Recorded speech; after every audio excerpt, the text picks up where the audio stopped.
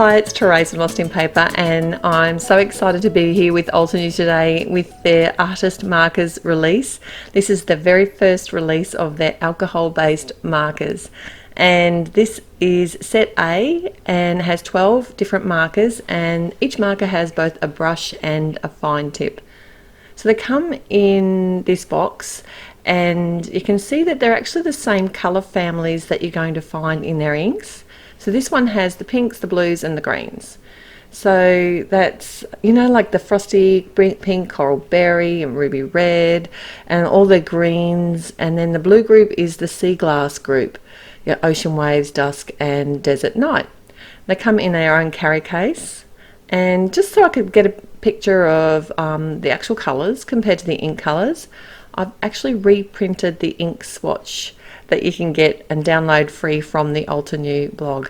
So here I am, kind of hoping that the rest of these family groups will be filled with markers. So they're kind of triangle shaped, so they don't particularly roll off, you know, off the desk. You know, when you put some markers down, they roll away. So the triangle shape sort of helps with that. They have the name of that matches the ink on the actual barrel, and each end has a number code. So the fine tip is what you probably also call a bullet tip, and then the brush end, which is actually the end that I usually colour with, and very similar to the Copic brush end. So I've used the bamboo rose stamp set here and stamped out. I'm going to create my sort of design paper panel, and here I'm just sort of testing the colours because I know I'm not going to need this whole sort of sheet of paper. So I'm just sort of practicing with the blending, and I've skipped a colour in between, so probably like I would with the Copics when I use those. I haven't gone for their very next colour. What I've done is gone for the sea glass and the dusk and then blended them together, and they really blend beautifully like alcohol markers do. The thing I could say about this brush tip is that it's softer than the Copic marker brush tips, so it does feel a little bit different to colour with, but otherwise it doesn't really matter because you're still using it just the same. It just is softer is probably how I describe it best, but the colour still goes on really well. It's like they're a really juicy marker. So I literally am going to colour out my panel, practice with my shading using these, and to be honest, if you have used Copics before, you're not going to have any problems with these markers, and you could even mix and match with the colour Copics that you have because they're alcohol based as well. So if you really want to get some colours that match your inks perfectly, this is the way to go, and I can't wait to play with them more. To get a lighter colour, I haven't used a colourless blender, even though I probably could use my Copic one here. I've actually just not laid down any colour where I want it to be the lightest, and then used sort of like a feathering motion towards where the highlight of the flowers are going to be. The other thing that I did with this card is I wanted to test out the fine nib, or like the bullet point nib of the pen, which is on the other side. If you notice, the pens do have a grey mark, like a line at the base of the lid, and that tells you that that's the bullet end, which is actually opposite to the Copic marker, where the grey line is actually at the brush tip end. So just to be aware of that when you're because it took me a little minute to sort of work out that I needed to grab the opposite one to what I'd normally get, but it's no drama, easy to use. Anyway, what I was actually going to say originally was I wanted to test out the bullet nib, or the fine nib of these pens, and I just decided to colour out my background just that little bit differently. You'll notice that I just do kind of a dotted background and almost like an ombre, sort of a deeper colour on one side and then fade it off to the right. These greens are really pretty. Alright, so I'm going to leave you with the colouring now. I'll be back when all of that is done.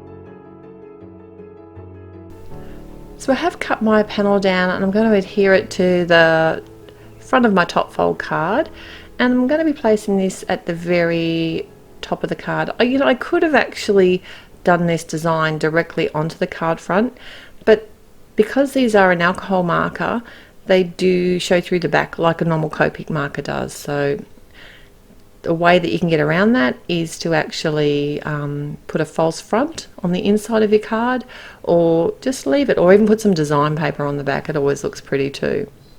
I've got a piece of pale blue cardstock and also another piece of white cardstock that I've cut to go in front. I want to actually pop this up on the base of my card, so that's why I'm using some fun foam behind here, and these are just scraps of fun foam that I've cut die cuts out of, and that way I'm not wasting any fun foam.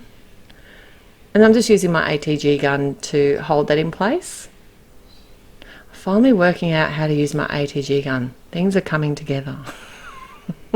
Hopefully.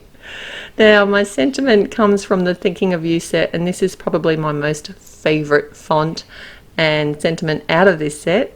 Stamping it in some jet black ink, and then I just cut that little piece of the sentiment down into a little rectangle, and I pop that up on the front of my card. And as a final touch, I just added some clear, these are the morning dewdrops from Nouveau, and that's it for my card today. I hope you're having fun along this hop, and if you link through the description below, you'll be able to go across to my blog and find ways that you can win. So till next time, happy paper crafting. Bye.